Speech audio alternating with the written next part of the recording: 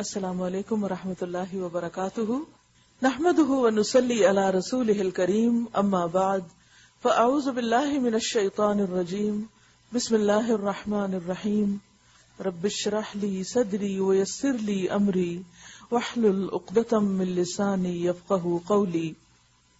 کل کے پارے میں سے کچھ کامنٹس ہیں. علم آنے کے بعد کس طرح انسان کے اندر اللہ کا خوف پیدا ہوتا ہے اور انسان کی کس طرح بہت سی چیزوں میں تبدیلی آتی ہے. یہ لکھتی ہیں انما یخشی اللہ من عبادہ العلماء. لکھتی ہیں کہ علم سیکھنا کتنا ضروری ہے. کہتی ہیں کہ ہمارا تعلق سیدھے سادے گھرانے سے ہے. ماں باپ نہایت شریف، صوم و صلات کے پابند، وہی بچوں کو بھی سکھایا. باپ کے ڈر کا یہ عالم تھا کہ جب والد صاحب نماز فجر مسجد میں ادا کر کے گھر آتے تو جن بچوں کو نماز نہیں پڑھنا ہوتی وہ بھی نماز کی طرح دوپٹہ پہن کر بیٹھ جاتی. سخاوت ان سے سیکھی. سسرال والوں کے ساتھ حسن سلوک ماں سے سیکھا. لیکن تقویٰ کیا ہے اس کا مطلب بالکل نہ آتا تھا. نماز تو پڑھتے تھے لیکن تقویٰ سے خالی. نماز کا مطلب بھی نہ آتا تھا. روزے تو رکھتے تھے لیکن حیض کے چھوٹے ہوئے روزے رکھنے چاہیے یہ معلوم نہ تھا. اب حساب لگایا تو 120 روزے رکھنے ہیں. زندگی کتنی مہلت دیتی ہے نہیں معلوم. قرآن تو پڑھتے تھے مگر نہ ترجمہ آتا تھا نہ تفسیر.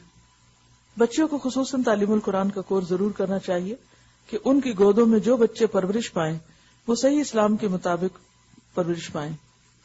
جب میری شادی ہوئی اور بیٹا ہوا، جب وہ 3 ماہ کا تھا، صلاۃ و تسبیح پڑھتی تو 20 منٹ کے لیے اس کے آگے میوزک والی گھڑی لگا دیتی.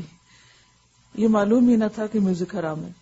اب الحمدللہ علم حاصل کیا ہے. اب یہ فکر لاحق ہے کہ بچوں کو میت کے لیے دعا سکھائیں تاکہ ہمارا جنازہ ہمارے بچے پڑھیں. جتنا درد ان کو ہوگا اتنا کسی اور کو نہیں ہوگا. اصل میں یہ ساری نعمتیں ہیں. علم ہے، ہماری آواز ہے، ہمارا مال ہے. ہم سب کو یہ دیکھنا چاہیے کہ کن راستوں پر اس کو لگا رہے ہیں اور ان کا ہماری زندگی اور پھر اس کے بعد آخرت میں کتنا فائدہ ہوگا. چلیے 24واں پارہ. بسم اللہ الرحمن الرحیم. فمن اظلم ممن كذب على الله وكذب بالصدق اذ جاءه اليس في جهنم مثوى للكافرين والذي جاء بالصدق وصدق به اولئك هم المتقون. پھر اس شخص سے بڑا ظالم اور کون ہوگا جس نے اللہ پر جھوٹ باندھا، یعنی جو بات اللہ تعالیٰ نے فرمائی نہیں اسے اللہ کے ساتھ منسوب کیا، خلاف حقیقت بات. اور جب سچائی اس کے سامنے آئی، یعنی حق، توحید کی دعوت، پیغمبر کی بات، تو اسے جھٹلا دیا. کیا ایسے کافروں کے لیے جہنم میں کوئی ٹھکانہ نہیں کہ جو جھوٹ کو پسند کریں اور سچائی کا انکار کریں؟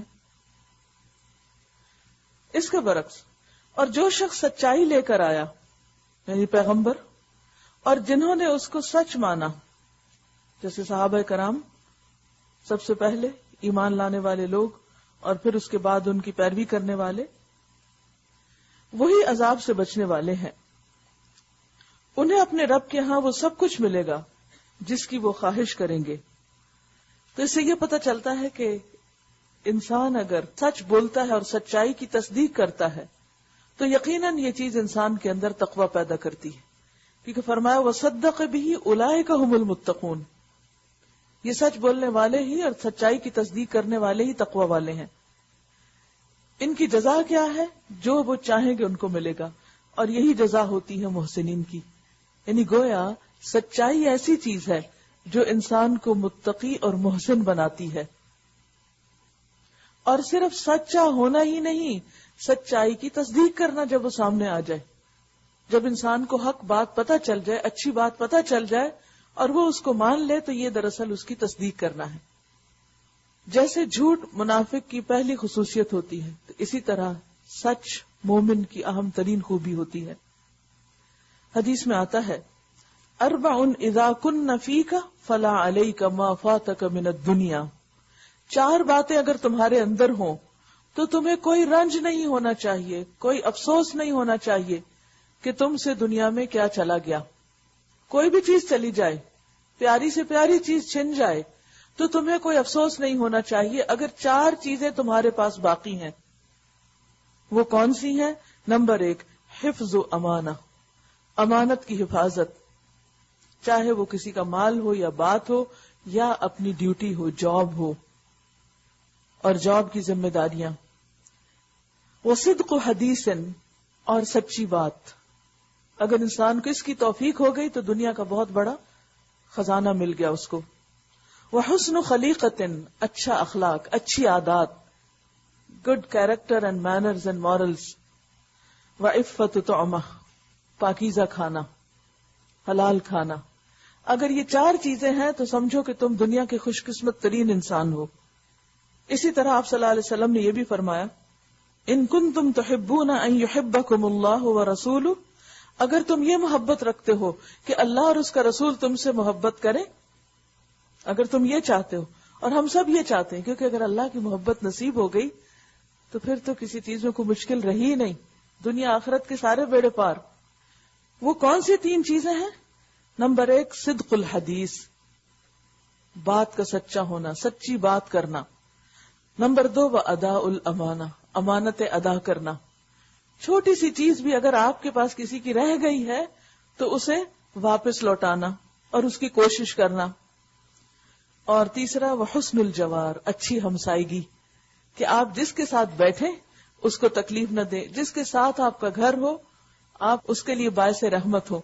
یعنی جس کسی کے ساتھ بھی آپ کا میل جول اور تعلق ہو، چاہے وہ ہسبینڈ وائف ہیں، چاہے وہ آپ کے نیبرز ہیں، چاہے آپ کے بچے ہیں یا کولیگز ہیں، جو وقتی طور پر آپ دن کا کچھ حصہ ان کے ساتھ گزارتے، ایک کمرے میں بیٹھ کے کام کرتے ہیں، آپ کے ورک ٹیبل ساتھ ساتھ ہیں، کٹھے ٹریول کرتے ہیں، کہیں پر بھی آپ ساتھ ہیں، تو حسن الجوار، اچھے ہمسائے بن کر رہیں، دوسرے کے لیے اچھے اثرات چھوڑیں.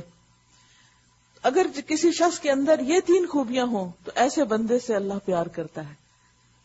اور آپ کو یہ تو معلوم ہے کہ جس بندے سے اللہ محبت رکھتا ہے پھر لازماً اس کی محبت بندوں کے دلوں میں بھی آ جاتی ہے. اللہ تعالیٰ بندوں کے دل بھی اس بندے کے لیے کھول دیتا ہے. بعض اوقات ہم سچ بولتے ہیں یا ہم امانتی ہوتے ہیں لیکن اچھا اخلاق نہیں ہوتا یا اچھی ہمسائیگی نہیں ہوتی، جس کے نتیجے میں وہ پورا فائدہ نہیں اٹھا پاتے اللہ کی محبت کا یا پھر دنیا کی اس ساری نعمتوں کا جو اللہ تعالیٰ اپنے بندوں کو دینا چاہتا ہے. والذی جاء بالصدق وصدق به اولئک هم المتقون لهم ما یشاءون عند ربهم ذلك جزاء المحسنین ليكفر الله عنهم أسوأ الذي عملوا ويجزيهم أجرهم بأحسن الذي كانوا يعملون. تاکہ جو بدترین اعمال انہوں نے کیے تھے انہیں اللہ ان کے حساب سے ساخط کر دے. یعنی جس کے اندر سچائی کی تصدیق، سچائی پہ لبیک کہنا، حق کا ساتھ دینا، یہ خوبی آ جائے تو پھر اللہ سبحانہ وتعالی ایسے بندوں کے پچھلے برے اور بدترین اعمال جو ہیں، اسوأ جتنی بھی بڑی سے بڑی غلطیاں ہو چکی ان کو دور کر دے گا، تاکہ اللہ ان کو ان کے حساب سے ساقط کر دے، ان پر ان کا حساب نہ کرے، مواخذہ نہ کرے، اور جو بہترین اعمال وہ کرتے رہے ان کے لحاظ سے ان کو اجر عطا فرمائے. جس درجے کے اچھے کام ہو اسی درجے کی جزا پھر دے. الیس اللہ بکاف عبدہ، کیا اللہ اپنے بندے کے لیے کافی نہیں ہے؟ کہیے کافی ہے. حسبنا اللہ و نعم الوکیل. یہ لوگ اس کے سوا دوسروں سے تم کو ڈراتے ہیں، یعنی اوروں کا خوف دلاتے ہیں، بتوں کا یا انسانوں کا یا طاقتور لوگوں کا، حالانکہ اللہ جسے گمراہی میں ڈال دے اسے کوئی راستہ دکھانے والا نہیں، اور جسے وہ ہدایت دے اسے بھٹکانے والا بھی کوئی نہیں. کیا اللہ زبردست اور انتقام لینے والا نہیں ہے؟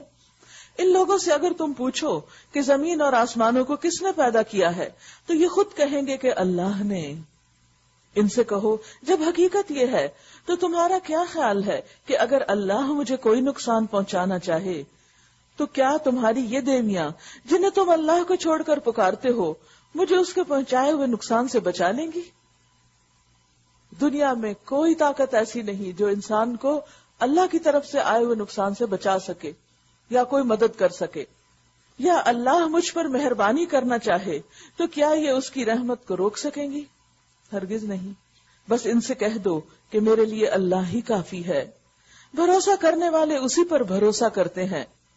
یہ عقیدہ اگر انسان کے دل میں راسخ ہو جائے تو انسان کے لیے نیکی کرنا آسان ہو جائے، کیونکہ نیکی کے راستے میں شیطان بیٹھے ہوئے ہیں اور وہ انسان کو ڈراتے ہیں کہ اگر تم نے یہ اچھا کام کیا تو تمہیں یہاں سے نقصان ہو جائے گا، اور برائی کی طرف بلاتے ہیں اس کو خوشنما بنا کے، اور کیا بتاتے ہیں کہ اگر تم یہ کام کر لو تو تمہیں اتنا دنیا کا فائدہ ہو جائے گا اور یہ تمہیں چیزیں مل جائیں گی۔ لہٰذا انسان کے لیے نیکی کرنا مشکل اور برائی کرنا آسان ہو جاتا ہے۔ پھر اس سے انسان کیسے نکلے؟ اسی وقت نکل سکتا ہے جب انسان کے اندر یہ ایمان پختہ ہو جائے کہ فائدہ اور نقصان صرف اللہ کی طرف سے ہوتا ہے۔ اگر اس کی طرف سے میرے لیے کوئی فائدہ لکھا ہے تو میں مر نہیں سکتا جب تک وہ فائدہ اٹھا نہ لوں، اور کوئی بھی مجھ سے روک نہیں سکتا اس کو۔ لہذا مجھے اللہ کو راضی کرنا ہے، چاہے وقتی طور پہ بظاہر میرا نقصان ہی کیوں نہ ہو رہا ہو، لیکن چونکہ جو اللہ کے لیے نقصان کرتا ہے اللہ اس کے نقصان کو پورا کر دیتا ہے، کمپنسیٹ کر دیتا ہے۔ یہ صرف ٹیسٹ ہوتا ہے، صبر کا امتحان ہوتا ہے، اور سارا پانی جب گزر جاتا ہے تو حالات اچھے ہو جاتے ہیں، موسم پہلے سے خوشگوار ہو جاتا ہے، کیونکہ امتحان ضروری ہوتے ہیں اگلے گریڈ میں جانے کے لیے، درجوں کی بلندی کے لیے۔ اسی لیے اللہ تعالیٰ سب سے زیادہ پیغمبروں کو آزماتا ہے، اور اس کے بعد اس کو جس سے اس سے زیادہ محبت ہوتی ہے۔ پھر انسان کے اوپر دو چیزیں آتی، یا تو امتحان پاس کر کے اللہ کی محبت کے اور قریب ہو جاتا ہے، یا فیل کر کے اور گڑھے میں جا گرتا ہے، بیچ میں نہیں رہ سکتا۔ بعض اوقات ایسا ہوتا ہے نا کہ آپ کو کوئی ایسی بیماری لاحق ہو جاتی کہ آپ کے لیے سرجری لازم ہو جاتی، اب آپ بیچ میں نہیں رہ سکتے، کیونکہ اگر آپ نہیں کراتے تو آپ سخت تکلیف میں، اور اگر کراتے ہیں تو رسک ہے کہ کہیں خرابی نہ ہو جائے، لیکن ساتھ دوسری طرف فائدہ بھی ہو سکتا ہے۔ لیکن انسان بیچ کے عالم میں نہیں رہ سکتا کیونکہ وہ ٹارچر ہے، تو انسان کو کوئی نہ کوئی ڈیسیژن لینا پڑتا ہے، یا اوپر جائے یا نیچے گرے۔ تو اسی طرح جو بھی کوئی تکلیفیں دنیا میں آتی ہیں، آزمائشیں آتی ہیں، تو انسان بیچ میں تو رہ ہی نہیں سکتا، اس کو ایک ڈیسیژن تو لینا ہی ہوتا ہے، یا وہ ڈیسیژن لیتا ہے جس میں اللہ راضی ہوتا ہے، حلال کام، جائز کام، درست کام، یا پھر وہ کرتا ہے جس سے بندے راضی ہوتے ہیں لیکن وہ ہوتا حرام ہے، غلط ہے۔ یہ وقت انسان کے لیے انتہائی کرب اور تکلیف اور پریشانی کا ہوتا ہے۔ ایسے میں انسان کو خالص کر کے اپنے دین کو اللہ سے دعائیں کرنی چاہیے۔ ہر اذان کے بعد دعا قبول ہوتی ہے، روزہ رکھے ہوئے دعا قبول ہوتی ہے، سحری کے وقت دعائیں قبول ہوتی ہیں، اسی طرح رات کے آخری پہر میں اللہ سبحانہ وتعالیٰ پکارتے ہیں اور دعائیں قبول کرتے ہیں۔ اور آج کل کتنے مواقع ہیں کہ ہم اپنے ایسے تمام مسائل کے لیے خوب اللہ کو پکاریں، لیکن کوئی ایسا کام نہ کریں کہ جس سے ہماری آخرت کا نقصان ہو، کیونکہ وہ عذاب پھر انسان کی برداشت سے باہر ہوگا، اس کے لیے بہت مشکل ہو جائے گی۔ تو فرمایا قل حسبی اللہ، کہہ دیجیے اللہ مجھے کافی ہے، علیہ یتوکل المتوکلون، اس پر توکل کرنا چاہیے توکل کرنے والوں کو۔ ان سے صاف کہہ دیجیے کہ اے میری قوم کے لوگوں، تم اپنی جگہ اپنا کام کیے جاؤ، تم اگر میری مخالفت کرتے ہو تو کر لو، میں اپنا کام کرتا رہوں گا۔ اور ہونا بھی یہی چاہیے کہ اگر آپ سیدھے رستے پر ہیں تو اس پر جم جائیے، اور اگر لوگ نہیں بھی ساتھ دیتے تو فکر نہ کیجیے، وہ اپنا کام کریں، آپ اپنا کریں۔ ان قریب تمہیں معلوم ہو جائے گا کہ کس پر رسوا کن عذاب آتا ہے اور کسے وہ سزا ملتی ہے جو کبھی ٹلنے والی نہیں۔ اے نبی صلی اللہ علیہ وسلم، ہم نے سب انسانوں کے لیے یہ کتاب برحق تم پر نازل کر دی۔ تو گویا یہ کتاب کس کے لیے ہے؟ کس کے لیے؟ تمام انسانوں کے لیے، للناس۔ لہذا سب انسانوں کا حق ہے کہ یہ میسج ان تک پہنچے، اور اس کے لیے سب کو مل جل کر کوششیں کرنا ہوں گی۔ اب جو سیدھا راستہ اختیار کرے گا اپنے لیے کرے گا، اور جو بھٹکے گا اس کے بھٹکنے کا وبال اسی پر ہوگا۔ تم ان کے ذمہ دار نہیں ہو، یعنی تمہارا کام نہیں کہ لازماً لوگوں کو سیدھے راستے پہ لے آؤ۔ ہر کوئی عقل رکھتا ہے، اپنے لیے خود فیصلہ کرے، تمہارا کام ہے بس پیغام پہنچانا۔ اللہ یتوفی الانفس حین موتها والتی لم تمت فی منامها، وہ اللہ ہی ہے جو موت کے وقت روحیں قبض کرتا ہے، اور جو ابھی نہیں مرا ہے اس کی روح نیند میں قبض کر لیتا ہے۔ یعنی جب انسان سوتا ہے تو گویا اس کی ایک روح رخصت ہو جاتی ہے، پھر جس پر وہ موت کا فیصلہ نافذ کرتا ہے اسے روک لیتا ہے، یعنی وہ دوبارہ سو کر اٹھتا نہیں، اور دوسروں کی روحیں ایک وقت مقررہ کے لیے واپس بھیج دیتا ہے، پھر ایک دن آتا ہے کہ وہ روحیں بھی نکال لی جاتی ہیں۔ اس میں بڑی نشانیاں ہیں ان لوگوں کے لیے جو غور و فکر کرتے ہیں. یعنی ہمارا سونا اور جاگنا یہ ایسا کام ہے جو ہم ہر روز کرتے ہیں لیکن غور و فکر نہیں کرتے. ہم سمجھتے بس ایک روٹین ہے چل رہی ہے, اسی طرح نئے نئے دن ملتے جائیں گے اور زندگی آگے بڑھتی جائے گی. نہیں, اس کو ایک سٹاپ لگنے والا ہے. تو اس سے پہلے کہ وہ سٹاپ لگ جائے, جتنا بھی وقت باقی ہے, جتنا بھی ابھی ہمارے پاس ٹائم ہے, اسپیس ہے, ہم اس سے بھرپور فائدہ اٹھا لیں. کیا اس خدا کو چھوڑ کر ان لوگوں نے دوسروں کو شفیع بنا رکھا ہے؟ ان سے کہو کیا وہ شفاعت کریں گے خواہ ان کے اختیار میں کچھ نہ ہو اور وہ سمجھتے بھی نہ ہو. کہو شفاعت ساری کی ساری اللہ کے اختیار میں ہے. اہل عرب بھی اور اس کے علاوہ بہت سی قومیں اور آج مسلمانوں کے اندر بھی ایسے نظریے اور عقائد پائے جاتے ہیں کہ اگر ہم نے اپنے کچھ بزرگوں کو راضی کر لیا, ان کو خوش کر لیا, تو قیامت کے دن وہ بزرگ ہمیں چھڑا دیں گے. اسی لیے ان کے نام کی زندہ ہوتے ہوئے بھی اور مرنے کے بعد بھی نذرانے دیے جاتے ہیں اور ان کے نام کے ختم دیے جاتے ہیں تاکہ ان کی روحیں ہم سے خوش رہیں اور وہ اللہ کے حضور ہم کو چھڑا لے. تو بات یہ ہے کہ جب تک اللہ کا اذن نہ ہو کوئی کسی کے لیے نہ سفارش کر سکتا ہے اور نہ کوئی کسی سفارش کا مالک ہے. اگر اللہ اجازت دے تو سفارش ہوگی اور پھر اللہ اس سفارش کو قبول کرے گا جس کو وہ پسند کرے. سفارش ایسی چیز نہیں کہ جو لوگ اپنے ہاتھ میں لیے پھرتے ہیں اور جب جس کے لیے جی چاہے وہ سٹیمپ لگائے اور ان کو پار کرا دے. یہ نہیں ہو سکتا. آسمانوں اور زمین کی بادشاہی کا وہی مالک ہے, پھر اسی کی طرف تم پلٹائے جانے والے ہو. جب اکیلے اللہ کا ذکر کیا جاتا ہے تو آخرت پر ایمان نہ رکھنے والوں کے دل کڑنے لگتے ہیں کہ کسی اور کا ذکر ہی نہیں, بس اللہ ہی اللہ ہے, صرف اللہ. اور جب اس کے سوا دوسروں کا یعنی ان کے بزرگوں کا, پیروں کا, بڑوں کا ذکر ہوتا ہے تو یکا یک وہ خوشی سے کھل اٹھتے ہیں کہ ہمارے بڑوں کی بات ہو رہی ہے. کہو خدایا آسمانوں اور زمین کے پیدا کرنے والے, حاضر و غائب کے جاننے والے, تو ہی اپنے بندوں کے درمیان اس چیز کا فیصلہ کرے گا جس میں وہ اختلاف کرتے رہے ہیں. یعنی آج دنیا میں لوگ اس معاملے میں بہت اختلاف کرتے ہیں. اگر آپ کسی کو بھی یہ بات سمجھانے کی کوشش کریں تو وہ کئی ایک تعویلیں لے آتے ہیں. تو ان کا فیصلہ کون کرے گا کہ حق پہ کون ہے اور کون نہیں؟ یہ اللہ ہی کرے گا. اگر ان ظالموں کے پاس زمین کی ساری دولت بھی ہو اور اتنی ہی اور بھی, کن ظالموں کے پاس جو اللہ سے بڑھ کر انسانوں کو چاہتے ہیں اور بزرگوں کے زیادہ فدائی ہیں, شیدائی ہیں, یا انسانی لیڈرز کے پیچھے چلتے ہیں اور ان کو خدا مانے ہوئے ایک طرح سے. اگر ان ظالموں کے پاس زمین کی ساری دولت بھی ہو اور اتنی ہی اور بھی, تو یہ روز قیامت کے برے عذاب سے بچنے کے لیے سب کچھ فدیے میں دینے کے لیے تیار ہو جائیں گے. وہاں اللہ کی طرف سے ان کے سامنے وہ کچھ آئے گا جس کا انہوں نے کبھی اندازہ ہی نہیں کیا ہے. یعنی دنیا میں کوئی ایسا عذاب ہے ہی نہیں. بڑے سے بڑی آفت کا آپ امیجن کر لیں, کسی والکینو کے پھٹنے کا, کسی دھوئیں کے اٹھنے کا, کسی اور مصیبت اور بلا کا, یعنی کتنا بھی تکلیف دے کوئی حادثہ دنیا کا آپ سوچ لیں, وہ آخرت کے مقابلے میں کچھ بھی نہیں ہے. وہاں انسان سوچ بھی نہیں سکتا. معلوم یکونوا یحتسبون, جو انسان کے امیجنیشن میں بھی نہیں آ سکتا کہ وہ سزا کتنی سخت ہوگی, کتنی دردناک ہوگی. وہاں اپنی کمائی کے سارے برے نتائج ان پر کھل جائیں گے, ہر برائی سامنے آ جائے گی اور وہی چیز ان پر مسلط ہو جائے گی جس کا یہ مذاق اڑاتے رہے ہیں. دنیا میں انسان اللہ کے کلام کے الٹے معنی کر کے لوگوں کے سامنے ان پہ ہنس سکتا ہے, لیکن قیامت کے دن یہ سب کیا دھرا سامنے آ جائے گا اور انسان کو اپنے کیے کا بھگتنا ہوگا. فَإِذَا مَسَّ الْإِنسَانَ ضُرٌّ دَعَانَا, یہی انسان جب ذرا سی مصیبت اسے چھو جاتی ہے تو ہمیں پکارتا ہے, پھر سارے بزرگ بھول جاتے ہیں. اور جب ہم اسے اپنی طرف سے نعمت دے کر اپھار دیتے ہیں تو کہتا ہے کہ مجھے تو یہ علم کی بنا پہ دیا گیا. اس کو پھر اپنے نالج پہ تکبر اور فخر ہونے لگتا ہے کہ چونکہ میرے پاس علم تھا, سورسز تھے, میں بہت کچھ جانتا تھا اور میں نے گوگل سرچ کیا اور وہاں سے مجھے فلاں سائٹ ملی اور وہاں سے پھر میں نے ان سے کانٹیکٹ کیا.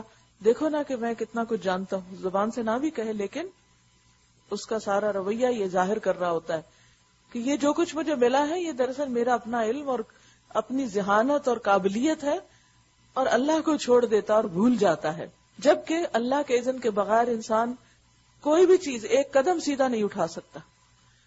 ہم ہی ہوتے ہیں جو چلتے ہیں اور چلتے جاتے ہیں, اور جب اللہ کا اذن نہیں ہوتا ایک پاؤں ٹوسٹ ہوتا ہے, کہاں سے کہاں پہنچ جاتے ہیں. تو جو کچھ ہم کر رہے ہیں اور جو نعمت ہمیں ملتی ہے وہ دراصل اسی کی طرف سے ہوتی ہے، اور قدم قدم پہ اس کا شکر ادا کرنا چاہیے.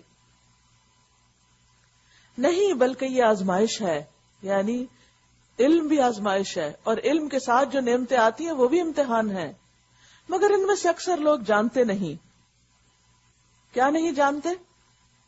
کہ جو نعمت ملی ہے وہ قابلیت کی بنا پر ہے، یا پھر اللہ کی طرف سے امتحان ہے، یا پھر اللہ کی رحمت ہے. اس بات کا فرق نہیں سمجھتے. یہی بات ان سے پہلے گزرے ہوئے لوگ بھی کہہ چکے ہیں، مگر جو کچھ وہ کماتے تھے وہ ان کے کسی کام نہ آیا، کیونکہ سب پیچھے چھوڑ کے چلے گئے. اور یہ حقیقت ہے، انسان کتنا بھی مالدار ہو، کتنے بھی اس کے بزنس، جابز، پراپرٹیز ہوں، لیکن جب مرتا ہے تو خالی ہاتھ جاتا ہے، کچھ بھی ساتھ نہیں جاتا. پھر اپنی کمائی کے برے نتائج انہوں نے بھگتے، اور ان لوگوں میں سے بھی جو ظالم ہیں وہ اپنی کمائی کے برے نتائج بھگتیں گے. یہ ہمیں عاجز کرنے والے نہیں ہیں. اور کیا انہیں معلوم نہیں کہ اللہ جس کا چاہتا ہے رزق کشادہ کر دیتا ہے، یعنی زیادہ دے دیتا ہے، اور جس کا چاہتا ہے تنگ کر دیتا ہے. رزق کی تقسیم اللہ کے ہاتھ میں ہے، اور یہ بھی امتحان ہے، انسان کے لیے آزمائش ہے. اس میں نشانیاں ہیں ان لوگوں کے لیے جو ایمان لاتے ہیں. قُلْ يَا عِبَادِيَ الَّذِينَ أَسْرَفُوا عَلَىٰ أَنفُسِهِمْ لَا تَقْنَطُوا مِن رَحْمَةِ اللَّهِ. اے نبی کہہ دیجئے کہ اے میرے بندو، انہیں سنا دیجئے کہ اے میرے بندو جنہوں نے اپنی جانوں پر زیادتی کی ہے، اللہ کی رحمت سے مایوس نہ ہو جاؤ. جتنے بھی پچھلے گناہ ہیں ان کی معافی ہو سکتی ہے، اللہ کی رحمت سے مایوس نہ ہو. ان اللہ یغفر الذنوب جمیعا، یقیناً اللہ سارے گناہ معاف کر دیتا ہے، وہ تو غفور الرحیم ہے. یعنی جب کوئی شخص سچے دل سے توبہ کرتا ہے اور اپنے گناہوں پہ ڈرتا ہے اور پھر اپنی اصلاح کر لیتا ہے تو پچھلے گناہ معاف ہو جاتے ہیں. حدیث میں آتا ہے کہ نبی صلی اللہ علیہ وسلم اپنے صحابہ کے پاس آئے اور وہ ہنس رہے تھے، باتیں کر رہے تھے، کوئی گپ شپ ہو رہی تھی. تو آپ نے فرمایا قسم اس ذات کی جس کے ہاتھ میں میری جان ہے، اگر تم وہ جانتے جو میں جانتا ہوں تو تم ہنستے کم اور روتے زیادہ. کیونکہ ہنسنا جب وہ غفلت کی علامت بھی ہوتی تو انسان کو ایک حد کے اندر ہی ہنسنا چاہیے. تو وہ ہنسے جا رہے تھے تو آپ نے فرمایا کہ اگر تمہیں پتا چل جائے کہ تمہارے ساتھ ہونے والا کیا ہے تو تم رو زیادہ. پھر آپ چلے گئے یہ کہہ کے اور لوگ رونے لگے.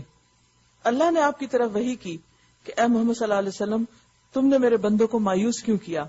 نبی صلی اللہ علیہ وسلم واپس آئے اور فرمایا خوش ہو جاؤ اور سیدھے رہو اور قریب ہو جاؤ. یعنی اللہ کی رحمت قریب ہے، بات یہ ہے کہ تم سیدھے رہو، یعنی اعتدال میں رہنا مراد ہے. نہ تو انسان ہنس ہنس کے ایسا غافل ہو کہ بالکل ہی اللہ کا ذکر بھول جائے، اور نہ ہی انسان اپنے اوپر اتنی سنجیدگی طاری کر دے کہ ہر وقت روتا ہی نظر آئے لوگوں کو. کیا ہو؟ اعتدال. سددو وقاربو، اور قاربو یعنی قریب ہو جاؤ، اللہ کے قریب، بندوں کے قریب. قُلْ يَا عِبَادِ الَّذِينَ أَسْرَفُوا عَلَىٰ أَنفُسِهِمْ لَا تَقْنَطُوا مِن رَحْمَةِ اللَّهِ. اس پر ایک پورا لیکچر ہے، اللہ کی رحمت سے مایوس نہ ہو، اور بہت لوگوں کو اس سے فائدہ ہوا ہے، کیونکہ بہت سے لوگ ڈپریشن کا شکار رہتے ہیں، گلٹ کے بوجھ تلے دبے رہتے ہیں. دیکھیے ہم سب ہیومن بینگز ہیں، انسان ہیں، ہم کوئی فرشتہ نہیں. ہم سب سے غلطیاں ہو جاتی ہیں، کبھی جہالت میں ہوتی ہیں، لا علمی میں پتہ ہی نہیں ہوتا، اور پھر جب پتہ چلتا ہے تو ہم پریشان ہوتے ہیں کہ اوہ میں نے تو وہ بھی کیا تھا، مجھ سے تو وہ بھی غلطی ہوئی تھی، فلاں چیز بھی مجھے نہیں پتا تھی اور میں یہ کرتا رہا، اب میرا کیا بنے گا، میں تو بہت ہی گناہ گار ہوں، میری تو معافی نہیں ہونی، لہٰذا جتنے دن دنیا کے ہیں چلو اور غلط کام کر لو، کیونکہ آخرت تو خراب ہو ہی گئی، دنیا کے مزے لوٹ لو. تو اس وقت کیا ہوتا ہے کہ انسان پھر شیطان کے ہاتھ لگ جاتا ہے اور نیکی کی بجائے، توبہ کی بجائے برائیاں کرنے لگتا ہے. تو اللہ سبحانہ وتعالیٰ اپنے کسی بندے کو بھی مایوس نہیں ہونے دینا چاہتے کہ نہیں، کچھ بھی ہو چکا ہو اس پر معافی مانگو، پلٹ آؤ اور اب اچھے بن جاؤ، پچھلی برائیوں کو بھی نیکیاں بنا دوں گا، جیسے سورۃ فرقان میں پڑھا آپ نے. اور پھر یہ ہے کہ بعض اوقات انسان ایسی گلٹ کا شکار رہتا ہے توبہ کر کے بھی کہ وہ کبھی بھی خوش نہیں ہو پاتا، اسے یوں لگتا ہے جیسے کوئی ان نون سا بوجھ اس کے ساتھ لٹکا ہوا ہے. ایسے میں انسان کو اللہ کی رحمت سے نا امید نہیں ہونا چاہیے. اللہ کی رحمت اس کے غضب کے مقابلے میں کہیں زیادہ ہے، لیکن رحمت کس کے لیے ہے؟ محسنین کے لیے، صابرین کے لیے، متقین کے لیے. ان الحسنات یذہبن السیئات، بھلائیاں برائیوں کو دور کر دیتی ہیں. اگر برائی ہو چکی، گناہ ہو چکا، اب نیکی کر لو اور اس درجے کی نیکی کرو. مثلا اگر مالی معاملات میں کوئی غلطی ہوئی تو کیا کرے انسان؟ صدقہ زیادہ کرے، مال سے کام چلائے. اگر انسانوں کے ساتھ کسی تعلق یا رویے میں کوئی زیادتی کر لی تو پھر اس کے بدلے میں انسانوں کے ساتھ بھلائی اور حسن سلوک کرے، ان کا زیادہ خیال رکھے. مثلا والدہ کے ساتھ اگر کوئی زیادتی ہو گئی، خالہ زندہ ہے تو خالہ کی خدمت کر کے اس کو کمپنسیٹ کرے.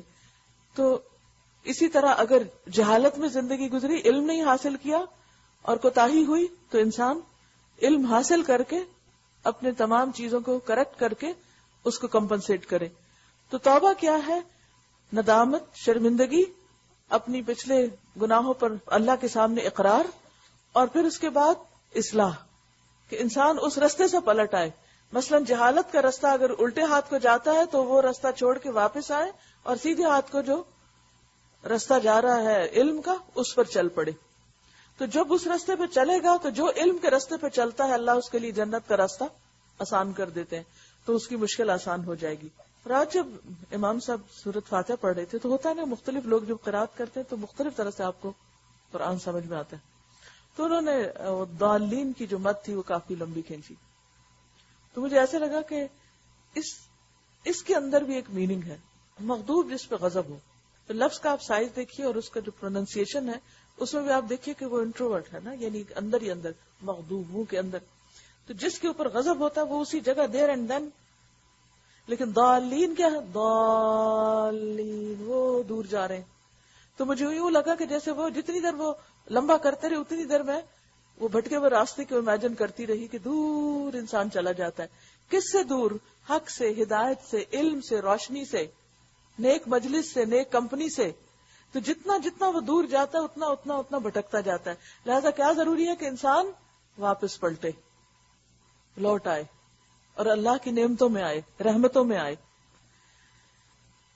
لا تقنطوا من رحمت اللہ، واپس آ جاؤ، گناہ چھوڑ دو، اللہ کی رحمتیں تمہارے لیے عام ہیں. ان اللہ یغفر الذنوب جميعا، بے شک اللہ سارے گناہ معاف کر دیتا ہے، اس کے لیے کچھ بھی مشکل نہیں. وہ تو غفور الرحیم ہے. پلٹ آؤ اپنے رب کی طرف، واپس آ جاؤ، اپنے رب کی طرف آ جاؤ اور مطیع بن جاؤ اس سے قبل کہ تم پر عذاب آ جائے، اس سے قبل کہ تم پکڑ میں آ جاؤ اور پھر کہیں سے تمہیں مدد نہ مل سکے. کہیں ایسا نہ ہو کہ ایسی جگہ اٹک جاؤ، پھنس جاؤ کہ تمہاری مدد کو کوئی انسان بھی نہ آ سکے. اور پیروی اختیار کر لو. یعنی توبہ میں اور کیا شامل ہے؟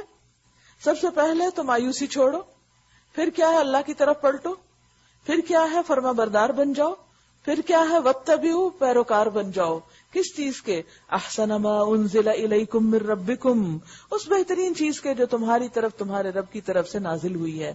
یعنی اس کتاب کی پیروی کرو، اللہ کے احکام کو مانو.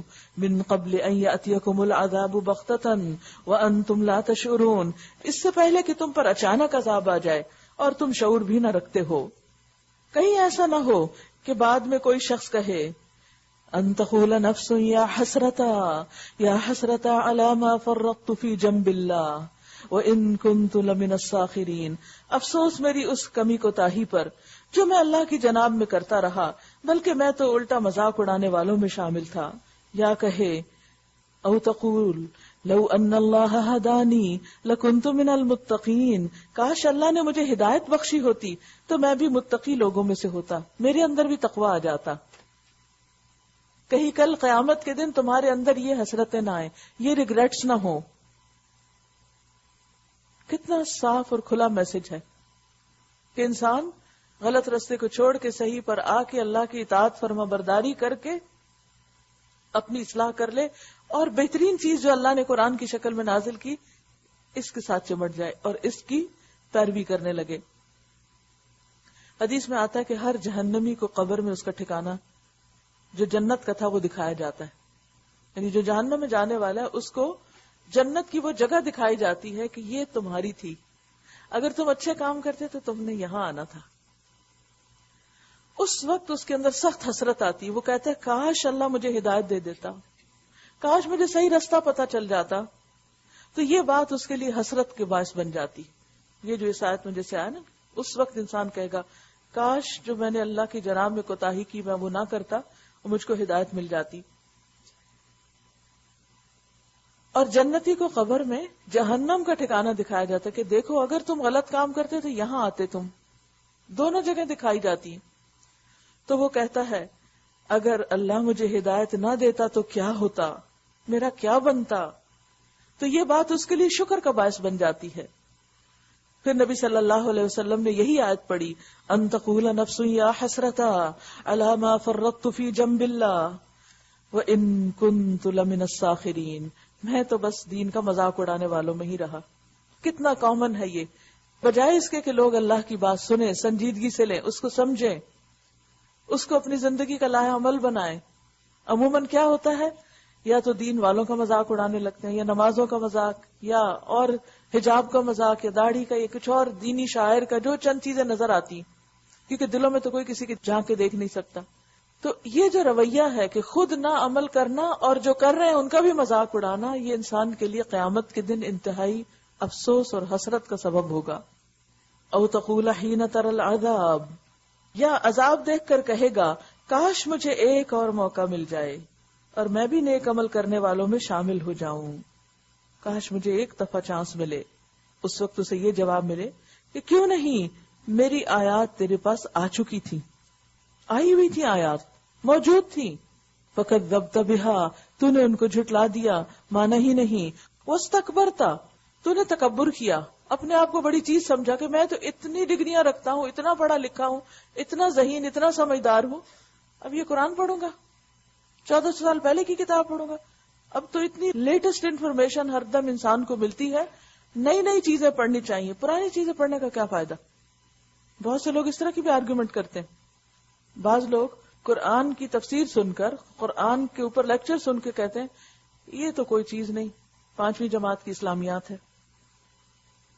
تو بات یہ ہے کہ ہم کس معیار پہ اس کتاب کو پرکھتے ہیں یا اس کے پڑھنے پڑھانے کو.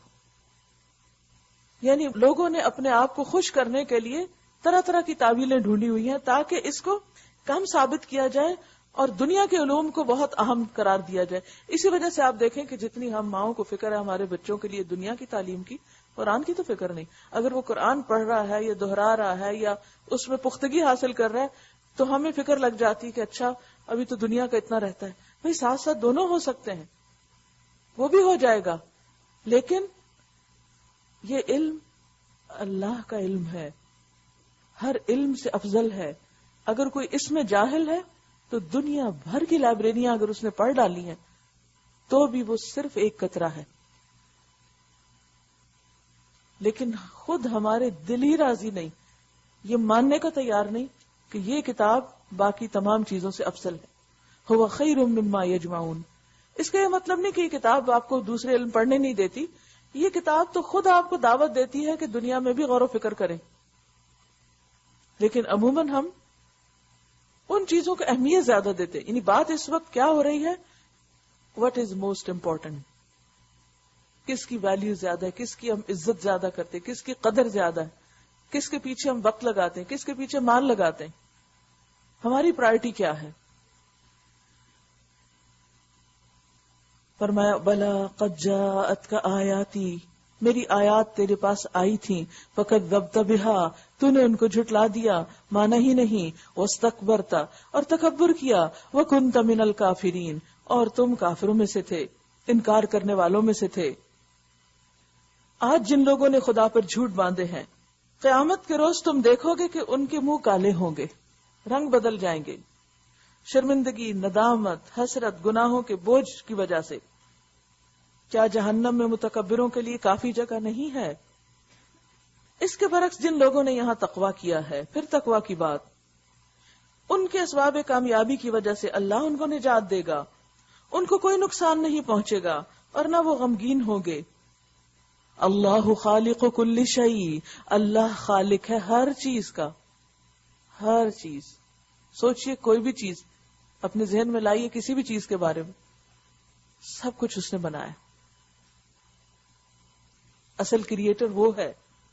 زمین اور آسمانوں کے خزانوں کی کنجیاں اسی کے پاس ہیں، اور جو لوگ اللہ کی آیات سے کفر کرتے ہیں وہی گھاٹے میں رہنے والے، نقصان اٹھانے والے ہیں۔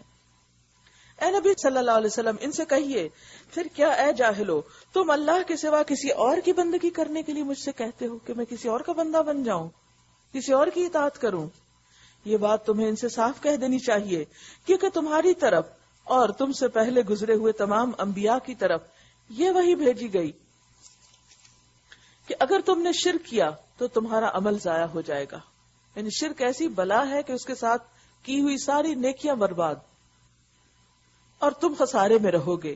لہٰذا اے نبی صلی اللہ علیہ وسلم، تم بس اللہ ہی کی بندگی کرو اور شکر گزار بندوں میں سے ہو جاؤ۔ بل اللہ فاعبد وکم من الشاکرین وما قدر اللہ حق قدرہ، ان لوگوں نے اللہ کی قدر ہی نہ کی جیسا کہ اس کی قدر کرنے کا حق ہے، انہیں اللہ کی عظمت کا اندازہ ہی نہیں تھا، اسی وجہ سے تو یہ دوسروں کو شریک ٹھہراتے رہے اس کا، اسی وجہ سے تو اس کی آیات کو جھٹلاتے رہے، اسی وجہ سے تو اس کی کتاب کی طرف انہوں نے توجہ نہیں کی۔ اگر ان کی زندگی میں اللہ کی عظمت اور کبریائی کا کچھ بھی حصہ ہوتا تو ان کے یہ رویے نہ ہوتے۔ اس کی قدرت کاملہ کا حال یہ ہے کہ قیامت کے روز پوری زمین اس کی مٹھی میں ہوگی اور آسمان اس کے دائیں ہاتھ میں لپٹے ہوئے ہوں گے۔ کتنی بڑی ہے کائنات، لیکن اس کے سامنے کچھ بھی نہیں۔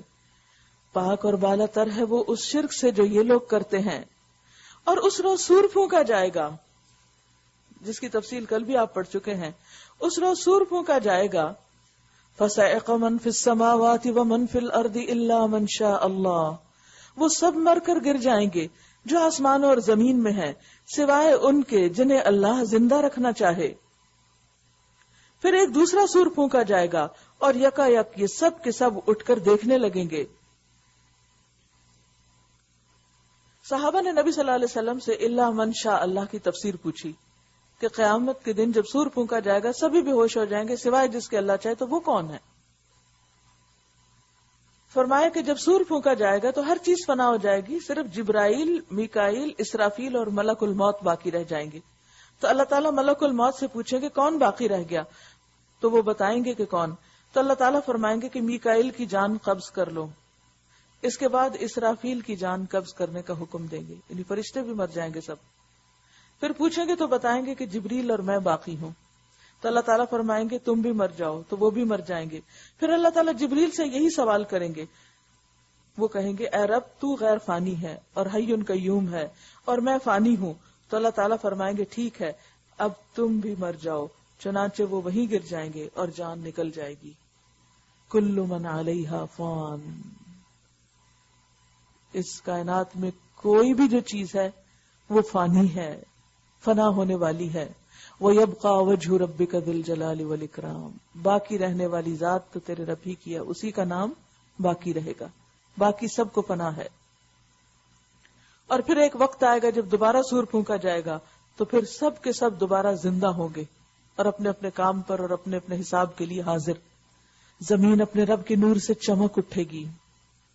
کہتے ہیں کہ زمین ایک گول روٹی کی طرح بالکل سفید، صاف، شفاف اور چمکنے لگے گی، کیونکہ چمکتی چیز پر اسکرین کے اوپر اگر کوئی بھی چیز رکھی جائے، جیسے آپ کی کمپیوٹر کی اسکرین ہوتی ہے تو وہ روشن ہوتی ہے، چمکدار ہوتی ہے، تو کچھ بھی آپ لکھیں، ایک ڈاٹ بھی ڈالیں تو ڈاٹ بھی آپ کو نظر آتا ہے۔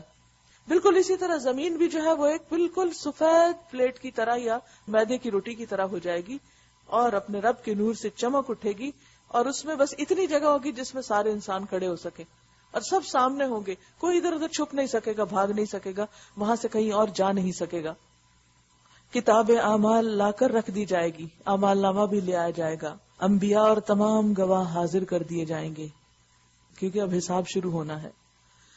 لوگوں کے درمیان ٹھیک ٹھیک حق کے ساتھ فیصلہ کر دیا جائے گا اور ان پر کوئی ظلم نہ ہوگا، اور ہر شخص کو جو کچھ بھی اس نے عمل کیا تھا اس کا پورا پورا بدلہ دے دیا جائے گا۔ لوگ جو کچھ بھی کرتے ہیں اللہ اس کو خوب جانتا ہے۔ کیا یہ باتیں سچ ہے؟ کیا ایسا ہونے والا ہے؟ کیا واقعی زمین اپنے رب کے نور سے چمک اٹھے گی؟ کیا کتاب اعمال لائی جائے گی؟ کیا انبیاء اور گواہ حاضر ہوں گے؟ کیا لوگوں کے درمیان ٹھیک ٹھیک حق کے ساتھ فیصلہ ہوگا؟ کیا ہر شخص کو اس نے جو کچھ بھی کیا تھا اس کے عمل کا پورا بدلہ مل کر رہے گا. یہ سب سچ ہے.